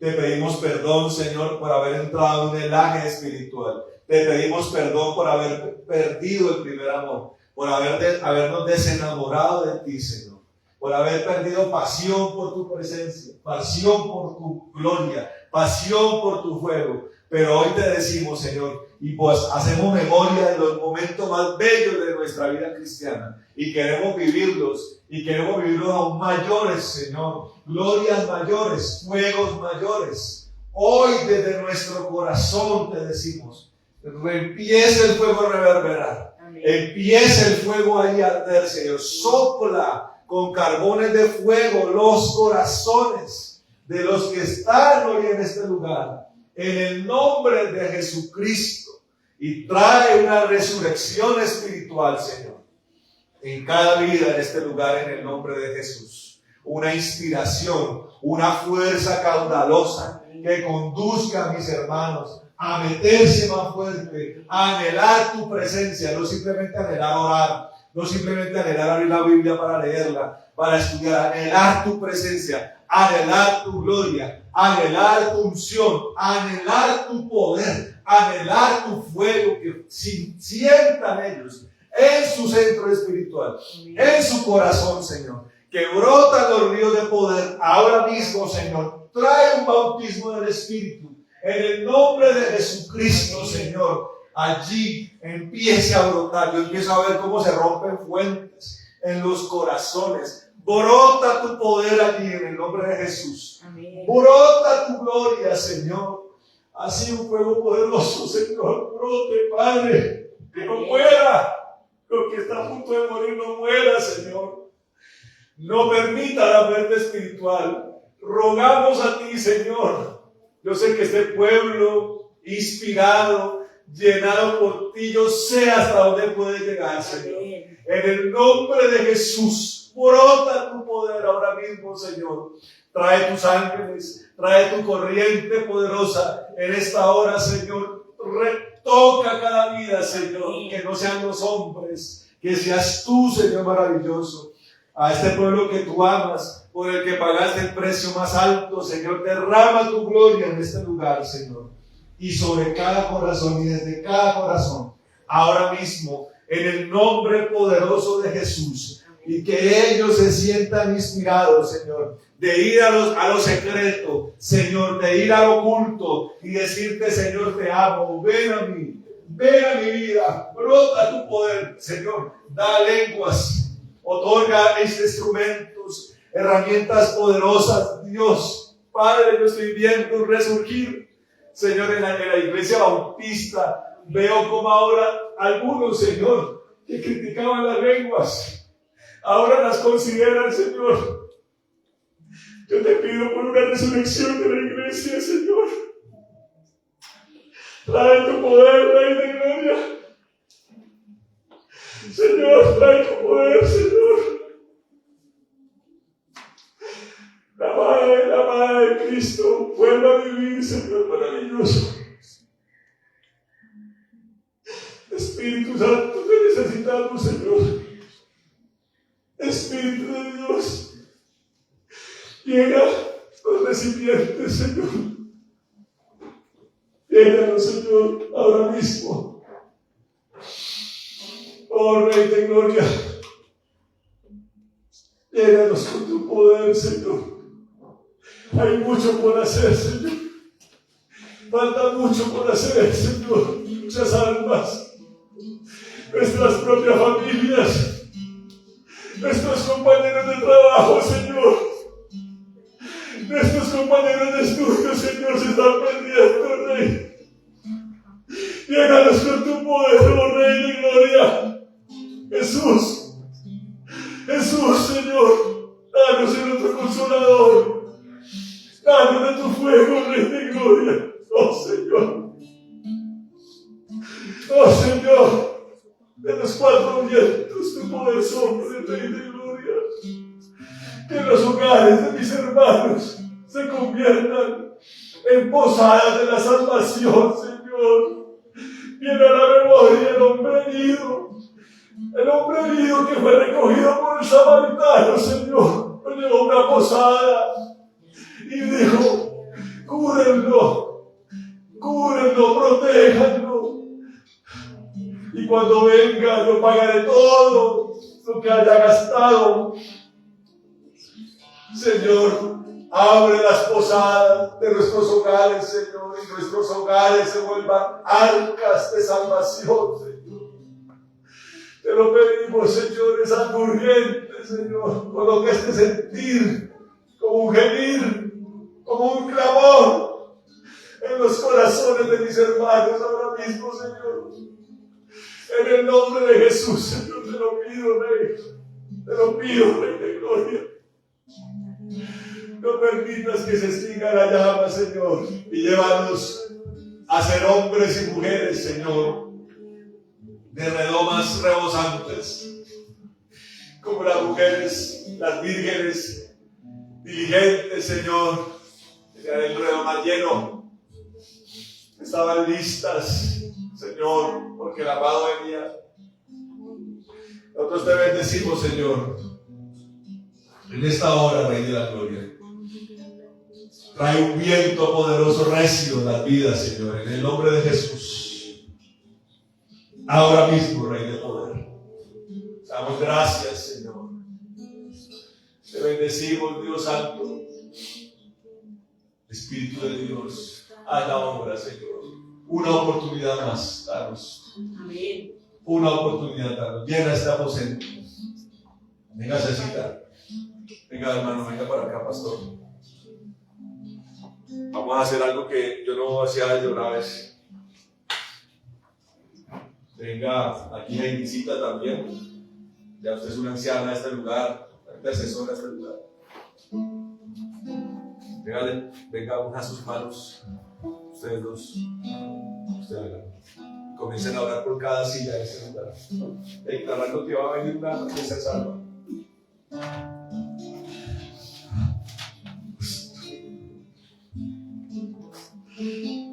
Todos.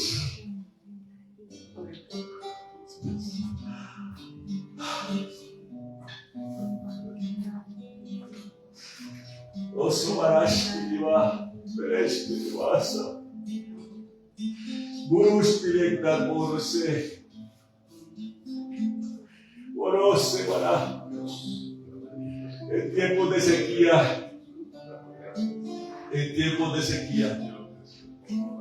el profeta vio una nube en medio del cielo azul, incandescente. Vio una nube del tamaño de una mano, dice la palabra. Pero esa nube, que cualquier meteorólogo pudiera decir, es una señal contraria de algo que no va a venir. Es el comienzo de algo que va a venir. Te pido, Señor, que traigas una inundación, Señor, a cada vida de este lugar en el nombre de Jesús. Desata tu poder, Dios, y venga un diluvio, Señor, de avivamiento a esta congregación, Señor, en el nombre de Jesucristo. Respalda ahí la mano, Señor, y la oración de tus siervos. Y declaramos en el nombre de Jesús de Nazaret que este lugar se llenará, Señor, de perdidos, Dios, me ha mostrado que van a venir, Señor, los más ignominiosos, los más desesperados van a venir a tomar aguas vivas en este lugar, Señor. En el nombre de Jesús de Nazaret. Ahora mismo, Dios de la gloria, desata tu poder, Dios.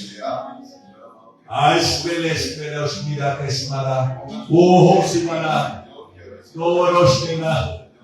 Biristir manas todos.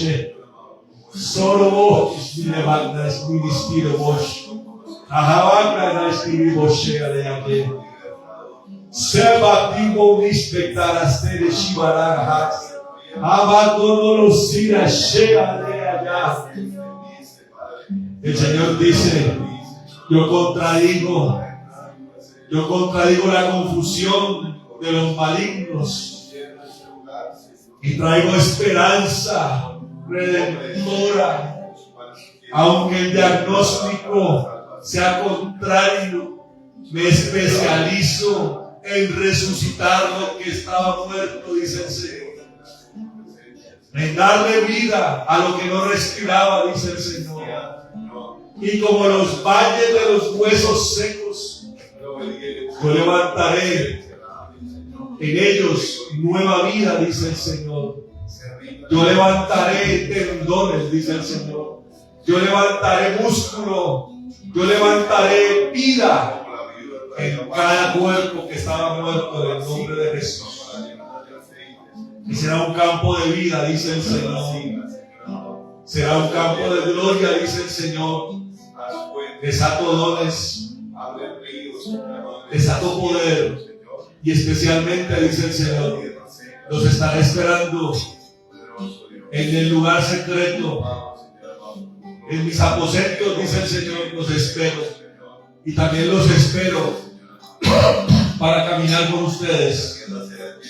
Tengo dispuesto, dice el Señor, la nube de gloria que selló la cima del monte Oreb, dice el Señor. Y tengo disponible también la columna de fuego, dice el Señor, que posaba sobre el tabernáculo. Bendito sea tu nombre, Señor. Gracias, bendito. Levanta este pueblo, Señor maravilloso, en el nombre de Jesús. Y sella con el poder de tu sangre, Señor, este tiempo, Señor. Gracias, Señor maravilloso. Nosotros te alabamos y te bendecimos en esta hora. En el nombre de Jesús de Nazaret. Gracias, Dios. Que así se ha hecho, Señor maravilloso. En el nombre de Jesús. Gracias, Dios de la gloria. Espíritu Santo, Señor, que carbure los altares, Dios. Oramos, Dios, dándote gracias por todo lo que haces por nosotros, porque tu presencia no nos ha abandonado, Señor. porque tu presencia ha estado con nosotros, Dios. Y aprovechamos para orar por el ángel de esta misión, tu siervo Antonio, Señor Santo. Sabemos que gran parte de todo esto es por amor a él, Señor. Gracias, Señor. Te pedimos que lo levantes, Dios. Te pedimos que lo levantes, Rey. Levántalo para la gloria, Señor. En él están las marcas tuyas, Jesús. Son notorias. Levántalo para tu gloria, Señor. Para usarlo más, con más poder, Señor. Oramos también por tu siervo Carlos, Andrés. Oramos por tu siervo César, Señor. Oramos por sus esposas. Oramos por las familias del amado Jesús, Señor. En todos los perímetros que nos has otorgado, Rey de la Gloria. Y puedo ver, Señor, con esperanza. Veo con esperanza un campo blanco, Señor. Grande, lo veo grande, Señor. Se pierde en el horizonte. Y somos nosotros somos la punta de la nariz, Señor. Gracias, Rey de Gloria. Todo tiene un momento, Señor. Y este es nuestro momento. Y este es el comienzo de nuestro momento, Señor. Lo anhelamos, lo anhelo con todo mi corazón, Señor. Porque he visto, Señor maravilloso, la fuerte de frente y de tu mano la hemos derrotado, Señor maravilloso, por un propósito, Rey de la Gloria. Que se complete el número de los escogidos y elegidos, Señor, en el nombre de Jesús. Te lo pido, Rey de la Gloria. Gracias y podamos ir con satisfacción, Señor. Con alegría a rendirte tributos y a rendirte dividendos satisfactorios, Señor. Gracias, Dios. Gracias, Señor, te alabamos y te bendecimos, Señor, en esta hora. Oramos para que sanes tu pueblo, Señor. Sana la mente, el corazón, Señor. Sana la vida. Cada órgano enfermo, sánalo. Sana el alma, Señor. Sana la mente de los hermanos en medio de este mundo donde se han desatado potestades para destruir la mente, Señor. Sana a tu pueblo. Dale vigor, Señor. Y trae provisión, Señor Santo. Jesucristo. Traemos diezmos delante de ti, Señor. Traemos ofrendas, reconociendo que eres Jesucristo, el sumo sacerdote. Gracias, Señor, y conforme a esto, reprende la obra de nuestras vidas. Y abre la ventana de luz para que venga la abundancia y la sobreabundancia, Señor, en el nombre de Jesús. Atamos toda ruina, pobreza, escasez y miseria y le echamos al abismo en el nombre de Jesús. Al abismo se va todo esto en el nombre de Jesús. Señor, gracias, Dios. Oramos como hizo Aarón, que tú lo bendigas y tú lo guardes. Haga resplandecer tu rostro sobre nosotros. Ten de nosotros misericordia, Señor. Alza tu rostro sobre nosotros y pon en nosotros paz. En el nombre de Jesús. Señor, oramos como Javier lo hizo, que lo bendigas, que ensanche nuestro territorio, que tu mano esté con nosotros y nos libre de todo mal para que no nos dañe. En el nombre de Jesús. Amén y amén. Gracias, Señor. Te amamos, Señor Jesús. Te amamos.